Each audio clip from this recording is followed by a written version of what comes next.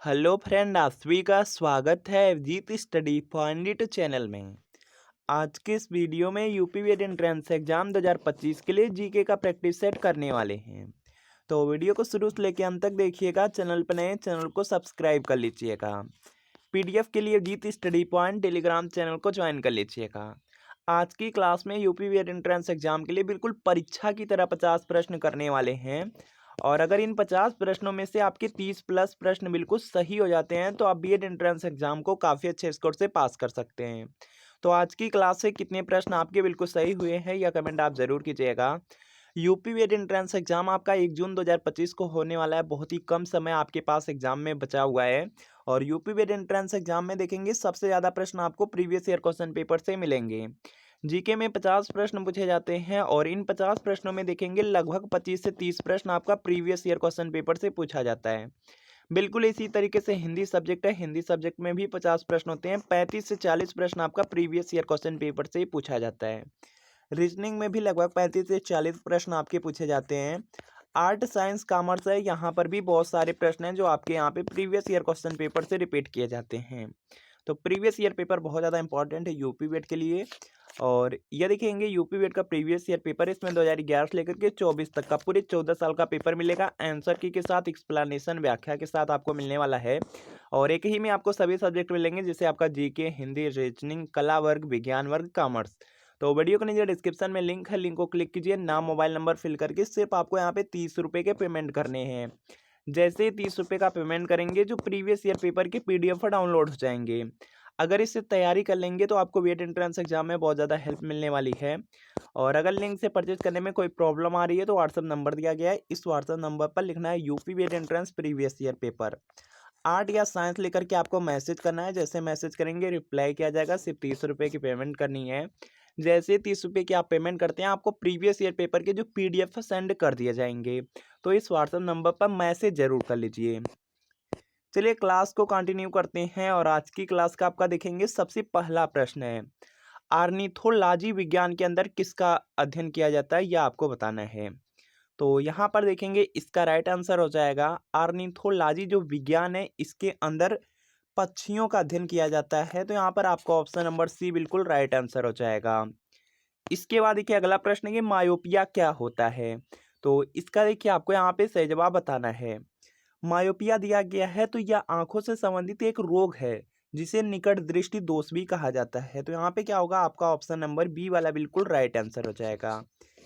जो निकट दृष्टि दोष होता है इसमें जो व्यक्ति होते हैं वह निकट की वस्तु को देख सकते हैं लेकिन जो दूर की वस्तु होती हैं वह दिखाई नहीं देती हैं।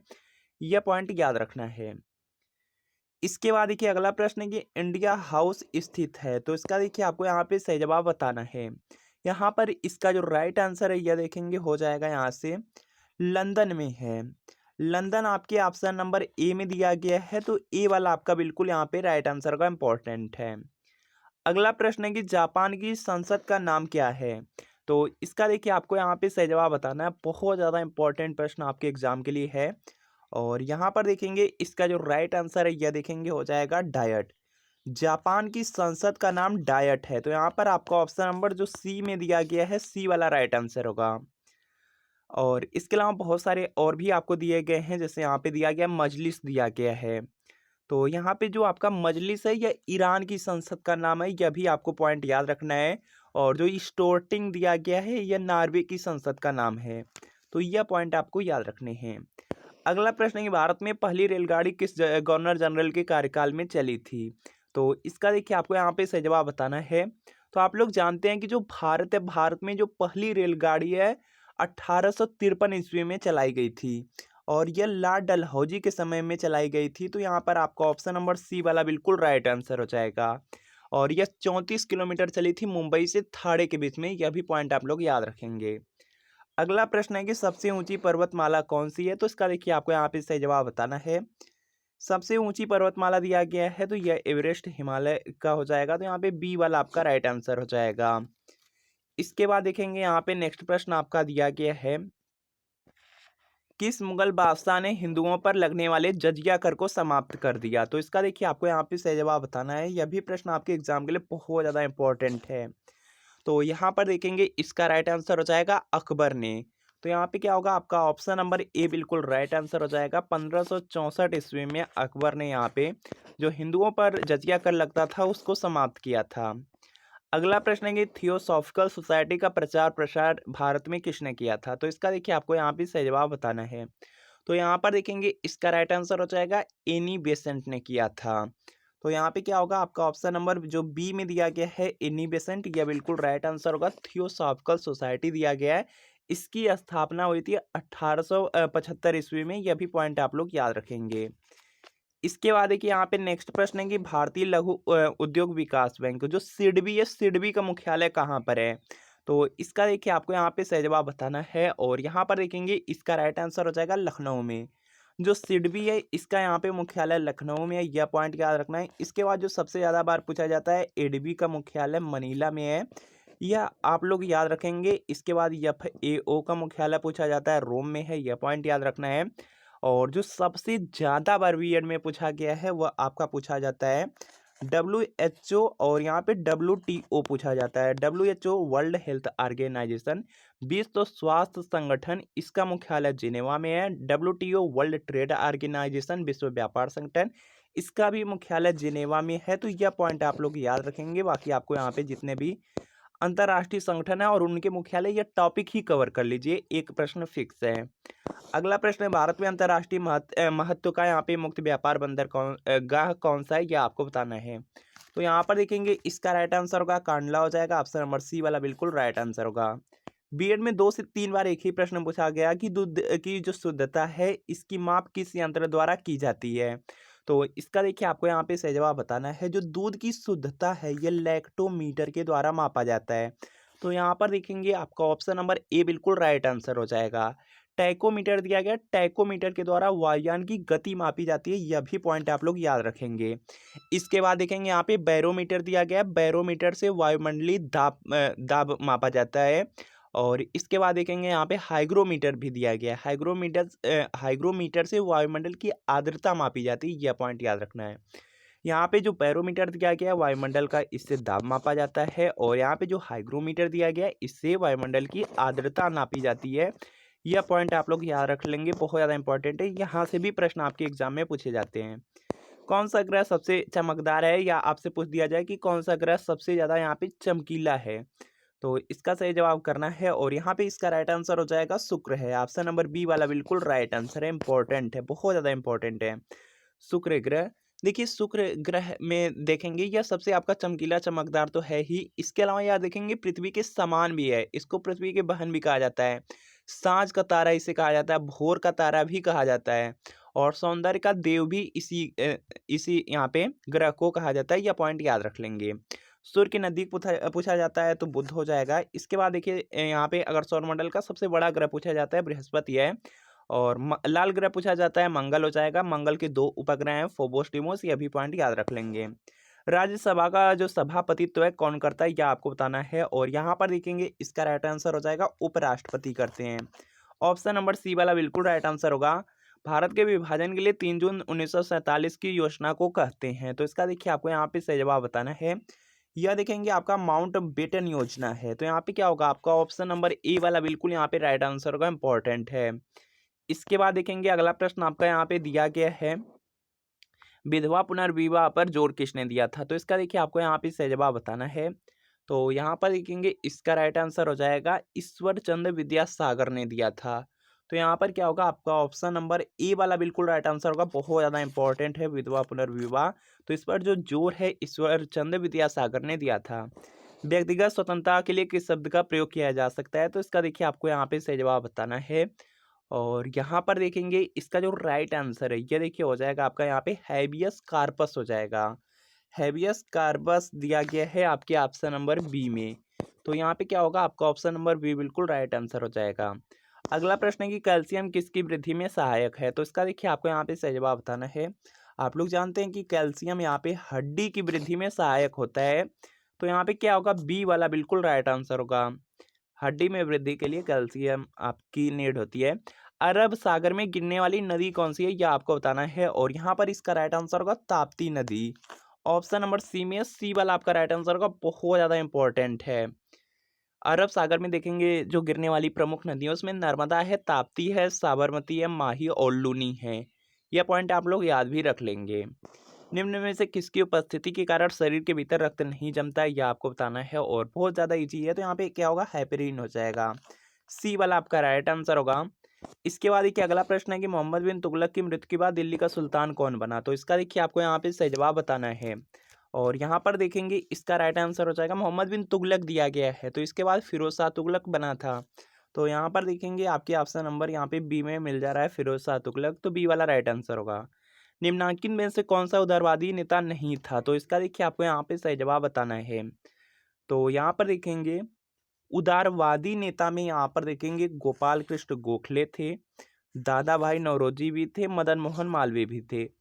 उदारवादी नेता नहीं की बात किया गया है तो बाल गंगाधर तिलक होगा। तो डी वाला आपका राइट आंसर होगा, इंपॉर्टेंट है। भगवान बुद्ध ने अपना यहाँ पे उपदेश धर्मचक्र प्रवर्तन कहाँ दिया था, यह आपको बताना है। और यहाँ पर देखेंगे इसका राइट आंसर हो जाएगा यहाँ से सारनाथ में दिए थे। तो यहाँ पर आपका ऑप्शन नंबर जो डी वाला है, डी आपका बिल्कुल राइट आंसर का इंपॉर्टेंट है आपके एग्जाम के लिए। इसके अलावा यहाँ पर देखेंगे भगवान बुद्ध का यहाँ पे जो जन्म है लुम्बिनी में हुआ था, यह भी पॉइंट आप लोग याद रखेंगे। इसके बाद देखिए यहाँ पे दिया गया बोध गया दिया गया है, तो बोध गया में इन्हें ज्ञान की प्राप्ति हुई थी। यह भी पॉइंट आपको याद रखना है। इसके बाद देखिए यहाँ पे नेक्स्ट प्रश्न आपका दिया गया है कि शेरशाह की कब्र कहाँ पर स्थित है। तो इसका देखिए आपको यहाँ पे सही जवाब बताना है। जो शेरशाह है इनकी जो कब्र है सासाराम में है। तो डी वाला राइट आंसर होगा। वैदिक युग में ग्राम समूहों को क्या नाम दिया गया था। तो यहाँ पे इसका राइट आंसर हो जाएगा, उसको देखेंगे विष कहा जाता था। विष सी में है, सी राइट आंसर होगा। निम्नलिखित में से किसके शासनकाल के दौरान ह्वेनसांग भारत की यात्रा पर आया था। तो इसका देखिए आपको यहाँ पे सही जवाब बताना है और यहाँ पर इसका राइट आंसर होगा हर्षवर्धन हो जाएगा। यहाँ पे हर्षवर्धन के शासनकाल के दौरान जो ह्वेनसांग था वह भारत आया था। तो ये याद रखना है, ऑप्शन नंबर बी। समुद्रगुप्त दिया गया है, भारत का नेपोलियन समुद्रगुप्त को कहा जाता है, यह पॉइंट याद रखना है। मौर्य वंश का संस्थापक चंद्रगुप्त मौर्य को कहा जाता है, यह भी पॉइंट याद रखेंगे। 1905 ईस्वी में गोपाल के गोखले द्वारा स्थापित जो प्रसिद्ध समाजसेवी संस्था है उसका नाम क्या था। तो यहाँ पे इसका जो राइट आंसर है यह देखिए हो जाएगा servants of India society. Direct आपसे पूछा जा सकता है सर्वेंट्स ऑफ इंडिया सोसाइटी के यहाँ पे संस्थापक कौन थे। तो यह आपको याद रखना है, गोपाल कृष्ण गोखले। तो डी वाला आपका यहाँ पे राइट आंसर होगा। ब्रह्म समाज दिया गया है, तो इसकी यहाँ पे स्थापना राजा राम मोहन राय ने किया है। और आपको देखिए यहाँ पे कमेंट करना है कि रामकृष्ण मिशन की स्थापना किसने किया था, बहुत ज़्यादा इंपॉर्टेंट है। तो कमेंट आप लोग जरूर कीजिएगा। अगला प्रश्न आपके सामने कि कांग्रेस की प्रथम महिला अध्यक्ष कौन थी। तो इसका देखिए आपको यहाँ पे सही जवाब बताना है और यहाँ पर देखेंगे इसका जो राइट आंसर है यह देखिए हो जाएगा एनी बेसेंट हो जाएगा। ऑप्शन नंबर यहाँ पे ए में दिया गया है, ए आपका राइट आंसर होगा। कांग्रेस की स्थापना 1805 ईस्वी में मुंबई में हुई थी, यह पॉइंट याद रखना है। एओ ह्यूम के द्वारा किया गया है, यह भी पॉइंट याद रखना है। और भारतीय राष्ट्रीय कांग्रेस के यहाँ पे जो प्रथम अधिवेशन की जो अध्यक्षता है व्योमेश चंद्र बनर्जी के द्वारा किया गया था, यह भी आपको याद रखना है, इंपॉर्टेंट है। इसके अलावा बहुत सारे प्रश्न हैं, जैसे दादा भाई नौरोजी थे वह पारसी अध्यक्ष थे। इसके अलावा जॉर्जियुल अंग्रेज अध्यक्ष था, बदरुद्दीन तैयबजी मुस्लिम अध्यक्ष थे। अधिवेशन की अध्यक्षता किए थे, यह पॉइंट सब आपको याद रखने हैं। अगला प्रश्न आपके सामने कि एलिसा परीक्षण क्या ज्ञात करने के लिए होता है। यह बीएड में कई बार रिपीट हुआ। जो एलिसा परीक्षण है यह एड्स के लिए यहाँ पर होता है। तो यहाँ पे ए वाला आपका राइट आंसर हो जाएगा, एड्स को ज्ञात करने के लिए। दिन और रात बनने का कारण क्या है। तो इसका देखिए आपको यहाँ पे सही जवाब बताना है। पृथ्वी अपनी यहाँ पे जो धुरी है धुरी पर घूमती है, इसी के कारण दिन और रात बनते हैं। तो यहाँ पे ए वाला राइट आंसर होगा। अगला प्रश्न है कि रडार जो रडार यंत्र है किस काम में आता है। तो इसका देखिए आपको यहाँ पे सही जवाब बताना है और यहाँ पर इसका राइट आंसर हो जाएगा। जो देखिए रडार होता है, रडार यहाँ पे जहाजों की गति स्थिति व दिशा को मापता है। तो यहाँ पे क्या होगा, डी वाला आपका राइट आंसर हो जाएगा। अगला प्रश्न है संसार का अधिकतम कॉफी उत्पादक देश है। तो इसका देखिए आपको यहाँ पे सही जवाब बताना है।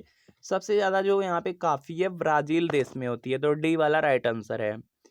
ग्रुप ए रक्त वाले व्यक्ति को किस ग्रुप का रक्त दिया जा सकता है। तो इसका देखिए आपको यहाँ पे सही जवाब बताना है। जो ग्रुप ए रक्त वाला व्यक्ति है उसको ए तथा ओ ग्रुप वाला जो ब्लड है वह डोनेट किया जा सकता है, दिया जा सकता है। तो यहाँ पे क्या होगा, डी वाला आपका राइट आंसर होगा।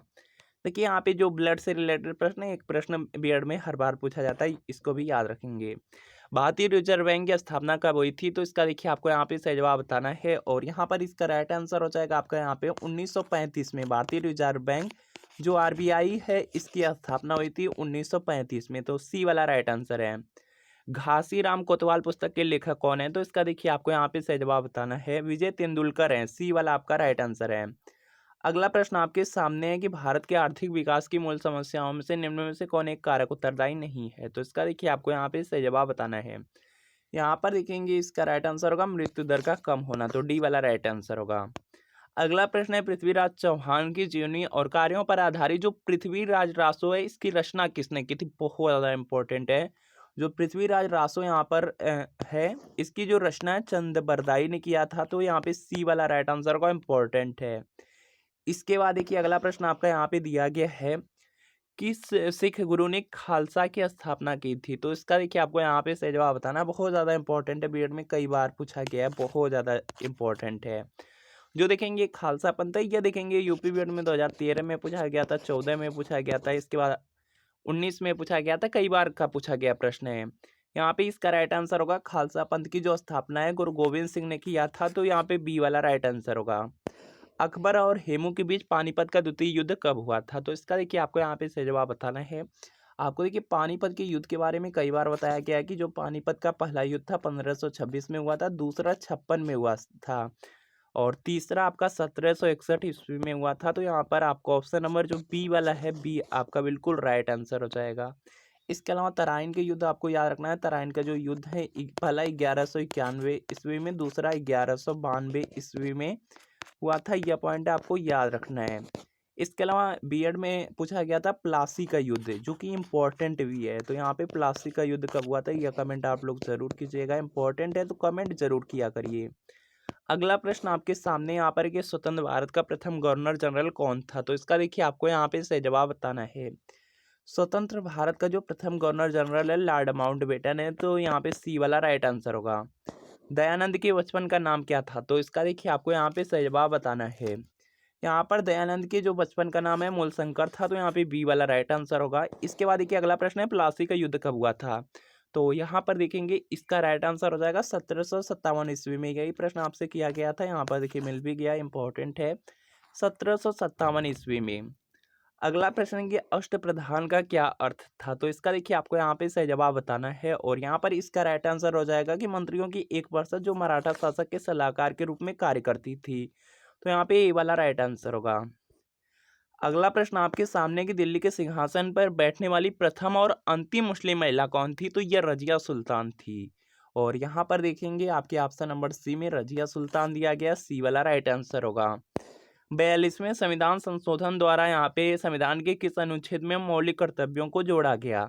तो यहाँ पर देखेंगे इसका राइट आंसर होगा 51 ए में, बीएड में भी कई बार पूछा जा चुका, तो यहाँ पे ए वाला राइट आंसर होगा। अगला प्रश्न आपके सामने है कि कुरियन पुरस्कार दिया जाता है, तो इसका देखिए आपको यहाँ पे सही जवाब बताना है। जो देखेंगे कुरियन पुरस्कार है, यह डेयरी विज्ञान में दिया जाता है, तो ये आपका राइट आंसर होगा। जो श्वेत क्रांति के जनक है वर्गीज कुरियन है, यह भी पॉइंट याद रखना है, और उन्हीं के नाम से रिलेटेड यह पुरस्कार है। अगला प्रश्न आपके सामने कि राष्ट्रगान जनगण मन की रचना किसने की थी? तो इसका देखिए आपको यहाँ पे सही जवाब बताना है। जनगण मन दिया गया है, तो यहाँ पे इसका राइट आंसर हो जाएगा रविन्द्रनाथ टैगोर हो जाएगा, ऑप्शन नंबर बी वाला बिल्कुल यहाँ पे राइट आंसर हो जाएगा। और इसके बाद कि यहाँ पे जो राष्ट्रगीत है, राष्ट्रगीत आपका यहाँ पे है वंदे वंदे मातरम है, यह पॉइंट याद रखना है, और राष्ट्रगीत के जो लेखक हैं बंकिम चंद्र चटर्जी हैं।